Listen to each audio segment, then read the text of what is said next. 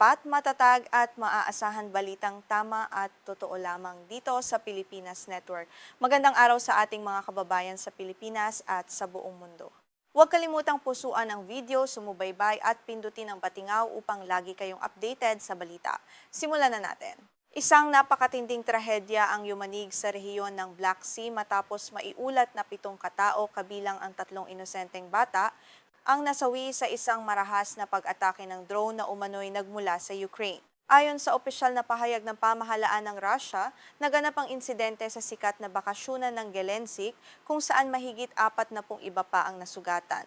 Itinuturing ito ng Moscow bilang isang sadya at direktang pag-atake sa mga sibilyan. Ang Gelendzhik ay kilala bilang isa sa mga pinakapopular na bakasyonan sa baybayin ng Black Sea na dinarayo ng libu-libong pamilya tuwing tag-init. Sa oras ng pag-atake, puno ng mga turista at lokal na residente ang dalampasigan. Nagpapalipas sila ng oras kasama ang kanilang mga mahal sa buhay nang biglang maganap ang pagsabog. Nagdulot ito ng matinding takot at nagpabago sa masayang kapaligiran tungo sa isang madugong eksena. Mabilis na kumalat sa iba't ibang plataporma ng social media ang mga video ng insidente na agad namang sinuri at pinatunayan ng mga mamamahayag ng Reuters. Sa mga nakababahalang kuha, malinaw na makikita ang isang drone na mabilis na bumubulusok pababa bago tuluyang sumalpok sa mataong bahagi ng dalampasigan malapit sa Gelendzhik. Sinundan ang pagbagsak nito ng isang napakalakas na pagsabog na yumanig sa buong paligid ng bakasyunan.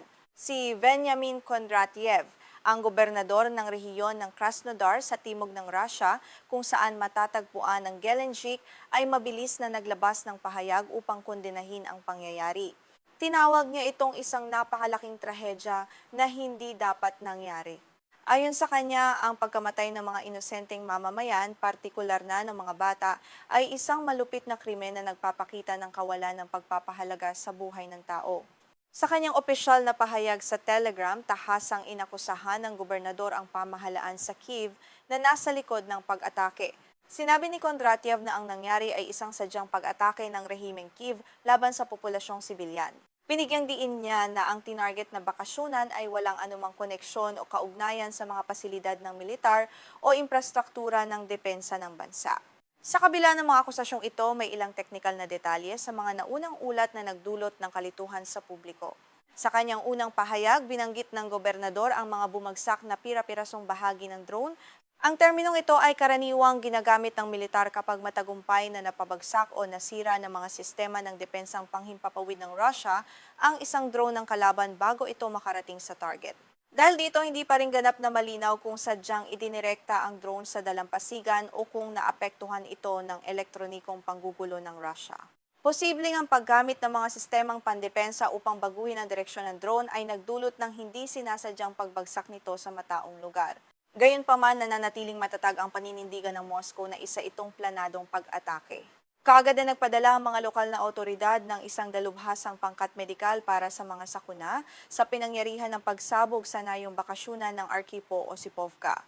Ang maliit na nayong ito na bahagi ng mas malawak na lugar ng Gelendzhik ay agad na napuno ng mga ambulansya at tauhan ng serbisyong pangkagipitan. Mabilis na kumilos ang mga mediko upang magbigay ng paunang lunas sa mga biktima sa gitna ng nagpapatuloy na kaguluhan. Ayon sa ulat ng Ministry ng Kalusugan ng Russia, 21 tao kabilang ang 3 bata ang dinala sa pinakamalapit na ospital upang makatanggap ng agarang lunas.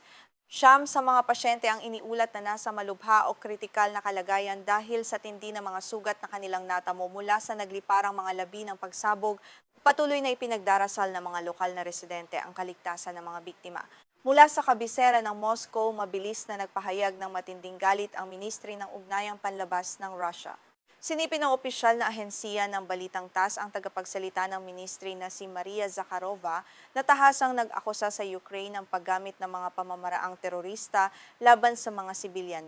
Ayon kay Zakharova, ang ganitong uri ng pag-atake sa mga bakasyunan ay patunay umano ng kawalan ng moralidad ng pamahalaan sa Kyiv.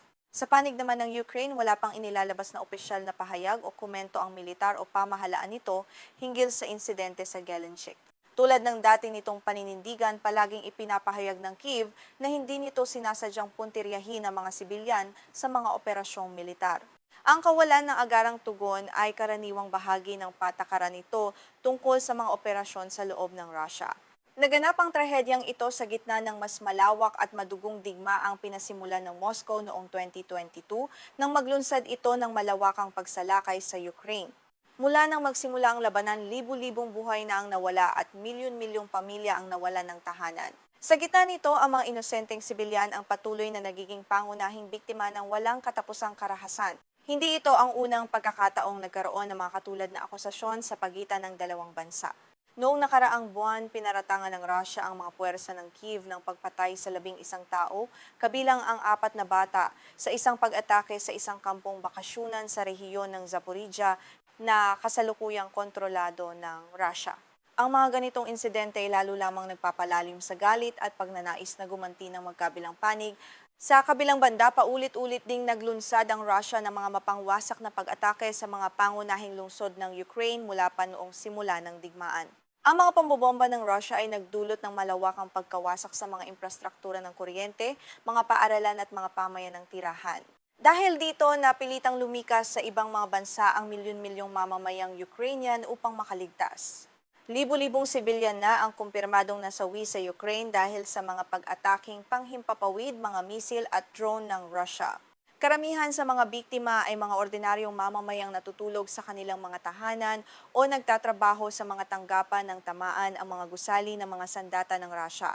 Ang paulit-ulit na pag-atake sa Kyiv at iba pang lungsod ay nag-iwan ng malalim na trauma sa mga pamilyang Ukrainian na nakaranas ng digmaan. Nitong mga nakaraang buwan, naging kapansin-pansin ang pagbabago sa estratehiya ng Ukraine sa pamamagitan ng pagpapalakas ng mga malalayuang pag-atake sa loob ng teritoryo ng Russia. Gamit ang makabagong teknolohiya ng drone na binuo sa sarili nitong bansa, sinusubukan ng Kyiv na abutin ng mga target na dati ay itinuturing na ligtas at malayo sa mga direktang epekto ng nagpapatuloy na labanan. Kabilang sa mga pangunahing target ng malalayo ang drone ng Ukraine ang mga pagawaan ng petrolyo, mga imbakan ng gasolina at mga bodega na sumusuporta sa logistika ng militar ng Russia. Sa pamamagitan ng pagtutok sa mga pasilidad na ito, nilalayo ng Kyiv na pahinain ang kakayahan ng Russia na pondohan at suportahan ang mga tropang kasalukuyang sumasakop sa mga teritoryo ng Ukraine. Ayon sa mga opisyal sa Kyiv, layunin din ng kampanyang ito na iparamdam sa mga ordinaryong mamamayang Ruso ang tunay na halaga at hirap ng digmaang pinasimulan ng kanilang pamahalaan. Habang nananatiling nakasentro ang labanan sa silangang Ukraine, dinadala ng mga pag-atake sa loob ng Russia ang realidad ng digmaan sa mismong pintuan ng mga Rusong dating malayo sa mga nangyayari sa labas ng kanilang bansa. Ang patuloy na pagtaas ng tensyon at paggamit ng mga drone malapit sa mga mataong lugar ay nagdudulot ng matinding pagkabahala sa mga tagamasid sa buong daigdig. Nagbabala ang mga eksperto sa militar at karapatang pantao na ang ganitong uri ng makabagong digmaan ay nagpapataas ng panganib sa mga sibilyan at iba pang hindi direktang nakikilahok sa labanan. Ipinapakita ng bawat pag-atake ang lumalalang kalagayan kung saan ang mga sibilyan ang patuloy na nagdurusa. Sa huli, ang trahedya sa Gelendzhik ay isang malupit na paalala ng kawalang katarungan ng digmaan kung saan ang mga inosenteng buhay ay madalas na nagiging kapalit ng mga desisyong pampolitika at pangmilitar. Habang nagpapatuloy ang labanan ng walang malinaw na katapusan, lalong nagiging apurahan ang panawagan para sa proteksiyon ng mga sibilyan upang maiwasan ang mas marami pang trahedya sa magkabilang panig ng hangganan. Mariing itinanggi ng pamahalaan ng Iran ang mga ulat na kasalukuyan silang nakikipagnegosasyon sa Estados Unidos. Ang pahayag na ito ay direktang sumasalungat sa mga naunang deklarasyon ni Pangulong Donald Trump ng Amerika. Ayon sa Tehran, walang katotohanan ang mga sinasabi ng Washington hinggil sa isang bagong kasunduang kasalukuyang umano'y binubuo sa pagitan ng dalawang bansa. Sa isang opisyal na lingguhang pagpupulong sa mga mamamahayag na ginanap nitong Agosto, nagsalita si Ismail Baqai, tagapagsalita ng Ministry ng Ugnayang Panlabas ng Iran. Nilinaw niya sa publiko ang tunay na kalagayan ng kanilang diplomasya sa kasalukuyan. Binigyang diin ni Baqai na walang anumang direktang pag-uusap na nagaganap sa pagitan ng Tehran at Washington at ang mga balitang kumakalat tungkol dito ay gawa-gawa lamang at walang sapat na batayan. Sa halip na makipag-usap sa Amerika, ipinaliwanag ng opisyal na nakatuon ngayon ang kanilang bansa sa pakikipag-ugnayan sa iba pang mga bansa sa rehiyon. Partikular niyang binanggit ang Oman bilang kasalukuyang kausap ng Iran sa mga diplomatikong talakayan. Ang hakbang na ito ay bahagi ng pagsisikap ng Iran na mapanatili ang katatagan sa kanilang paligid nang hindi umaasa sa pamamagitan ng Estados Unidos. Ang pangunahing paksa ng negosasyon sa pagitan ng Iran at Oman ay ang pagtiyak sa karapatan sa ligtas na paglalayag sa Strait of Hormuz. Ang estratehikong anyong tubig na ito ay itinuturing na isa sa pinakamahalagang daanan ng langis sa buong mundo. Ayon sa ulat, nais ng Iran na matiyak ang maayos na daloy ng mga barko rito habang pinoprotektahan ang kanilang pambansang interes laban sa anumang banta mula sa mga dayuhang puwersa. Dagdag pa ni Bakae, nagpapatuloy na sa nakalipas na 7 hanggang 8 araw ang serye ng mga pag-uusap sa pagitan ng Iran at Oman. Ipinakikita ng masinsinang talakayang ito ang pagmamadali ng dalawang bansa na makahanap ng solusyon sa lumalalang mga suliranin sa seguridad sa rehiyon. Maingat na sinusuri na magkabilang panig ang bawat detalye ng kanilang ugnayan upang maiwasan ang anumang hindi pagkakaunawaan sa hinaharap. Isa sa mga pangunahing layunin ng mahabang pag-uusap na ito ang pagtatatag ng isang pansamantalang ligtas na ruta para sa mga barkong dumaraan sa Strait of Hormuz. Inaasahang magbibigay ang rutang ito ng sapat na proteksyon sa mga komersyal na barko laban sa mga posibleng panganib. Naniniwala ang magkabilang panig na makatutulong ang pagkakaroon ng malinaw na mga alituntunin sa paglalayag upang mapababa ang tensyon sa karagatan. Iniulat din ng tagapagsalita na may mga positibong pag-unlad ng nakamit sa mga nakaraang araw ng pakikipag-usap sa Oman. Bagaman hindi pa pinalang lahat ng detalye, may mga paunang pagkakaunawaan na silang nabuo hinggil sa teknikal na aspeto ng pagpapatakbo ng pansamantalang ruta. Ipinakikita ng pag-unlad na ito ang kooperasyon ng dalawang bansa upang mapanatili ang kaligtasan sa karagatan ng buong gitnang silangan. Gayunman, nilinaw ng pamahalaan ng Iran na hindi sapat ang kasunduan sa pagitan nila at ng Oman upang ganap na maibalik sa normal na operasyon ang Strait of Hormuz. Ayon kay Bakae, may iba pang mga salik at bansang dapat isaalang-alang bago ganap na maibalik ang tiwala sa kaligtasan ng naturang daan ng tubig, lalo na sa gitna ng patuloy na militarisasyon sa buong rehiyon. Kaugnay nito, nanawagan ng opisyal ng Iran para sa agarang pagtigil ng mga pag-atake at agresyong militar ng Estados Unidos laban sa kanilang teritoryo at mga ari-arian sa rehiyon. Iginiit ng Tehran na ang patuloy na panghihimasok at mga banta ng Amerika ang pangunahing dahilan kung bakit nananatiling mapanganib ang sitwasyon. Ayon sa Iran, hindi sila makikipag-usap hanggat hindi natitigil ang mga pag-ataking ito. Hindi rin pinalampas ng tagapagsalita ng Iran ang pagkakataong tuligsain ang patuloy na kooperasyong militar sa pagitan ng Estados Unidos at Israel. Inilarawan niya ang mga kilos ng dalawang bansang ito bilang malaking banta sa kapayapaan ng rehiyon. Ayon sa kanya, ang kanilang mga operasyon ay hindi lamang nakatuon laban sa isang bansa, kundi isa ring tahasang hamon sa soberanya ng lahat ng estado sa gitnang silangan. Hindi lamang ito laban sa isang partikular na bansa, isa itong digmaan laban sa buong rehiyon na nagbabanta sa seguridad ng bawat bansang naririto, ayon sa pahayag ni Bakae. Ipinakikita ng mariing babalang ito ang lumalalim na pangamba ng Iran na maaaring humantong ang kasalukuyang krisis sa isang malawakang labanan na magpapahirap sa milyon-milyong mamamayan sa iba't ibang bansa sa gitnang silangan.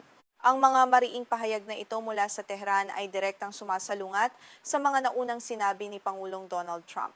Sa kanyang mga nakaraang talumpati, ipinagmalaki ni Trump na malapit nang magsimula ang Washington at Tehran ng isang bagong yugto ng negosasyon. Ayon sa Pangulo ng Amerika, nakatatanggap na sila ng mga positibong senyales mula sa Iran upang muling mag-usap at ayusin ang kanilang hidwaan. Kumpiyansa pa ngang inihayag ni Trump na tiyak na magkakaroon ng kasunduan hinggil sa Strait of Hormuz, gayon din sa kontrobersyal na usapin ng programang nuklear ng Iran. Sinabi ng Pangulo na handang makipag-ayos ang kanyang administrasyon upang matiyak ang kapayapaan, basta't handa rin ng Iran na sumunod sa mga tuntunin at limitasyong ilalatag ng pamahalaan ng Estados Unidos. Gayunman, kapansin-pansing hindi nagbigay si Trump ng anumang partikular na detalye hinggil sa sinasabi niyang negosasyon. Wala siyang binanggit na lugar kung saan gaganapin ang pag-uusap at hindi rin niya tinukoy kung sino-sinong opisyal ang lalahok dito.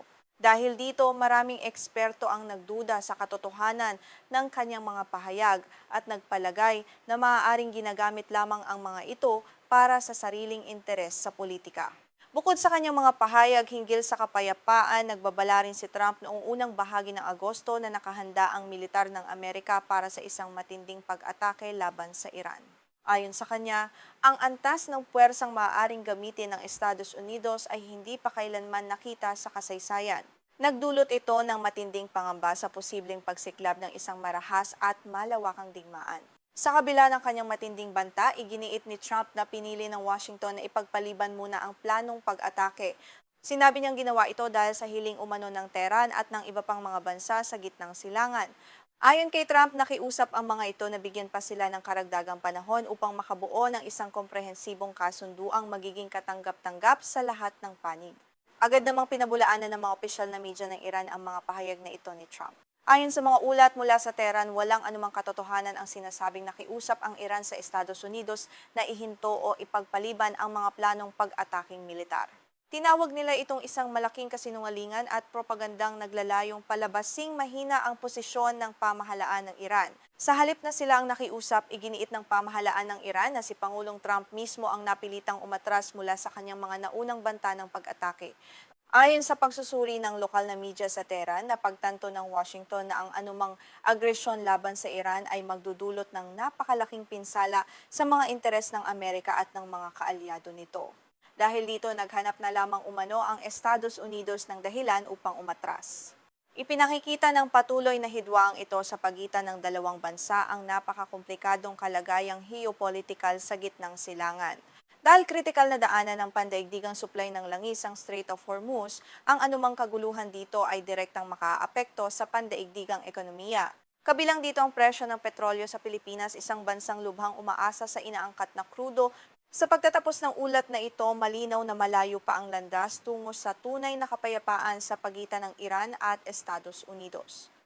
Habang nagpapatuloy ang palitan ng maaanghang na pahayag, nananatiling nakatutok ang buong mundo sa mga susunod na hakbang ng magkabilang panig. Manatiling nakatutok sa ating himpilan para sa pinakahuling balitang pandaigdig.